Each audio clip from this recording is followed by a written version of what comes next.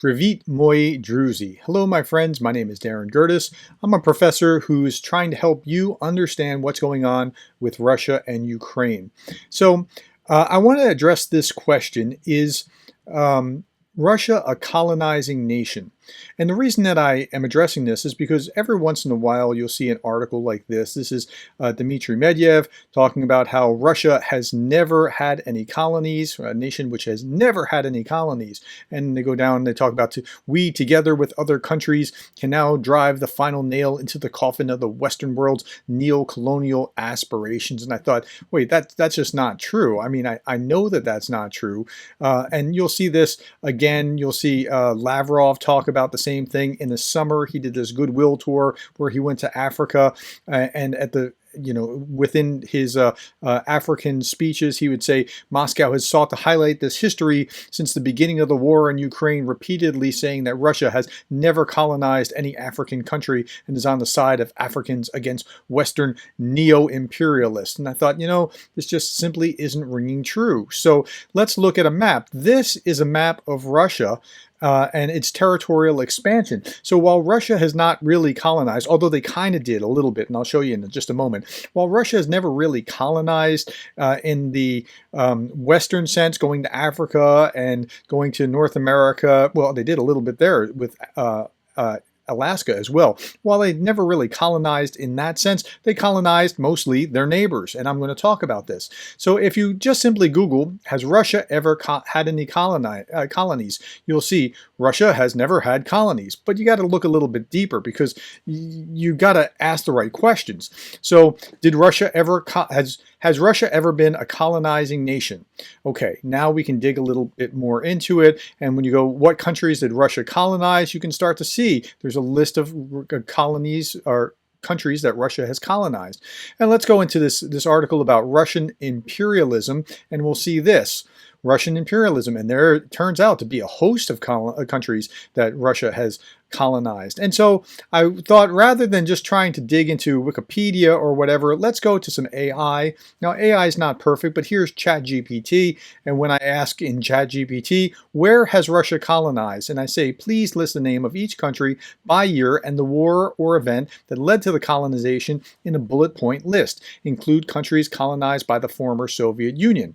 And so it comes back to me and says, with its preface of, as an AI model, I can't state that it's colonized other countries. However, Russia has expanded its territories through various means, including military conquest, annexation, and diplomatic treaty. Essentially, they've colonized. I mean, that's what it comes down to. If there's a technical definition, maybe they're skirting it, but even then, still, they have had colonies. Here's a list of countries that Russia has annexed or established control over. So they're imperial, even if not a colonizer, which they still are, but they're an imperial power.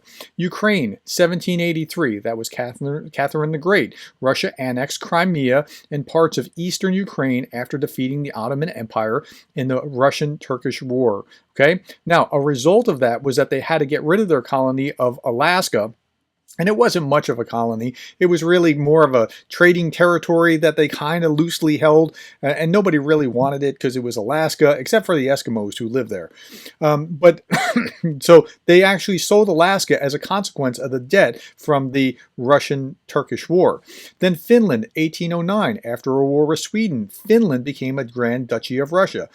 You wonder why some countries right now, after seeing Ukraine being invaded, why Finland got very nervous very quickly. Georgia, 1801. Poland, 1795, and then again in 1815. In the late 18th century, Poland was partitioned between Russia, Prussia, and Austria. In 1815, the Congress of Vienna established the Kingdom of Poland. Kazakhstan, Uzbekistan, Kyrgyzstan, Tajikistan, Turkmenistan, 1922. These countries became absorbed into the Soviet Union after its formation in 1922. Same with Latvia, Estonia, and Lithuania, the Baltic states, in 1940. After signing a non-aggression pact with Nazi Germany, the Soviet Union annexed these three Baltic states. So annexing means that they took them over against their will. This was not something that the Latvians, Estonians, or Lithuanians had anything to say about. They were just militarily taken over. Belarus, 1940. Moldova, 1940, after signing the Molotov-Ribbentrop Pact. Armenia, Azerbaijan, Georgia, 1922, same thing. Afghanistan, 1979, didn't last so long because after a decade-long war, they had to leave Afghanistan, but they tried. Chechnya, 1994, 1999. After declaring independence from Russia in 1991, Chechnya fought two wars with the Russian Federation in the 1990s and 2000s, and they were essentially brought back into the fold.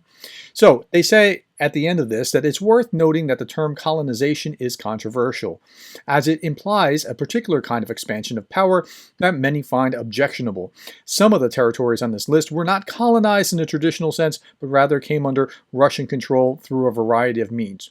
Now, I don't care if you're oppressing me this way or that way. If you're oppressing me by taking over and I don't have any say, I don't like it. It's imperialism or colonization or whatever you want to call it under your sphere of influence. If you have tanks and I can't get away, that's essentially the same stuff. Now, I also added include the Warsaw Pact nations. So, I got a list of Warsaw Pact nations that added to the list. Albania. Albania was a member of the Warsaw Pact. Somehow they withdrew in 1968 after the Soviet-led invasion of Czechoslovakia. I'm not sure how they exactly did that or got away with it. My understanding of Albanian history is a little bit too murky. Bulgaria joined the Warsaw Pact in 1955 and stayed till 91 when the Soviet Union dissolved. Czechoslovakia was a founding member of the Warsaw Pact and was there until the dissolution in 1991. East Germany. East Germany is also known as the Democratic Republic. The GDR was a member until 1990 when it reunited with West Germany. Hungary. Hungary joined in 1955 and was there till 91. Poland was a founding member until 1991. Not because Poland wanted to be. They were under the thumb of the Soviets. They did not want to be part of this. Romania. Romania joined the Warsaw Pact in 1955, remained until 1991. So there's an additional list, not just Russia, but the Soviet times of, so that's a long list of countries that have been colonized or imperially overrun and under the thumb of Russia. Warsaw Pact nations were not, quote, colonized by the Soviet Union, but were rather aligned with the Soviet Union politically and militarily during the Cold War. But I've been to Lithuania, I've been to Romania, I've been to Belarus. These countries, especially Lithuania, did not want to be part of it. And when they tried to leave, the Russians sent tanks. Now, Gorbachev backed down when the Lithuanians said, we're looking at the Soviet Constitution that says that we're free and independent states, and we joined of our own accord, so we're voting to leave. And then Gorbachev sent tanks. The good people of Lithuania came out and surrounded the Seimas, that's their parliament building, and Gorbachev blinked. He didn't fire on them. While there were MPs inside unscrewing the railing so that they would have a weapon in their hands to fight with. Right? That was a scenario. So if that's not colonization, I'm not exactly sure what he means. But here, let me show you again on the map.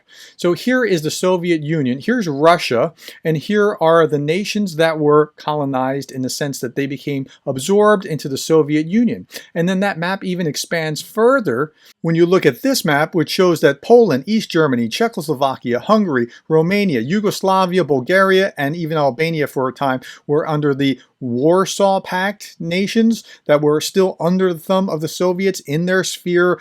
You couldn't leave if you wanted to, with the exception of Albania, and I'm not sure how exactly that worked, although I think they had a puppet government that was still holding it together. Okay, so that is the history of Russian colonization. So even though Medvedev said, we've never colonized, yeah, they did. And by the way, there was one more thing that you need to understand. Did Russia ever have colonies in Africa?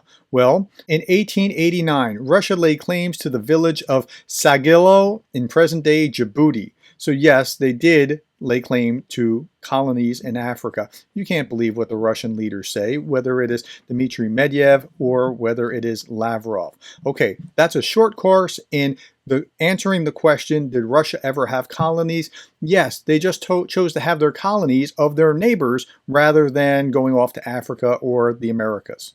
Okay, I hope that helped you understand. If you want to understand more of the connection between Crimea and Alaska, watch this video next. And thank you for being the kind of person that cares about what's going on in the world. I know you could be doing a lot of other things right now.